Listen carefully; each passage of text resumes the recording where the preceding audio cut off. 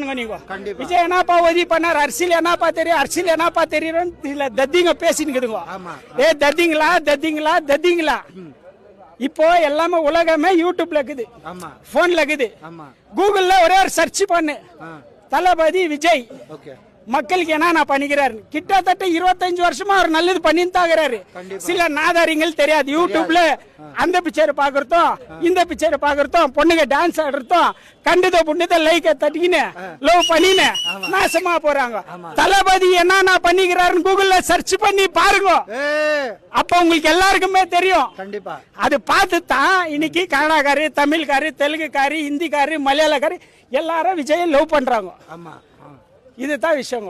வேற என்ன கேட்கணும்? ஆட்டோ பாருங்க, நம்மளது ஆட்டோ பாருங்க. இது நான் சொன்ன வார்த்தை பொய் இல்ல. எங்க அம்மா இறந்தக்குள்ள எனக்கு எவ்வளவு வேதனைச்சோ, தளபதி இந்த படம் முடியக்குள்ள எனக்கு அதோட அதிகமா வேதனை இருக்குது.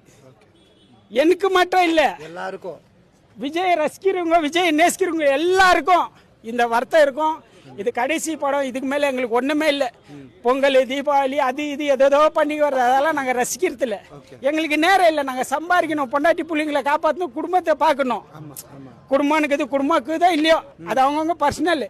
இப்படி போறோம், சம்பாதிக்கணும், சம்பாரிச்சாதான் சோறு. ஆனா தளபதி பிக்சர் வந்தா மாத்திரம் நாங்க சம்பாரிச்சதுல ஏதோ எங்களால முடிஞ்ச அளவுக்கு 4 பேருக்கு உதவி பண்றோம். அது யாருனாலும் தளபதி 4 பேருக்கு நன்மை செய்கின்றாரு.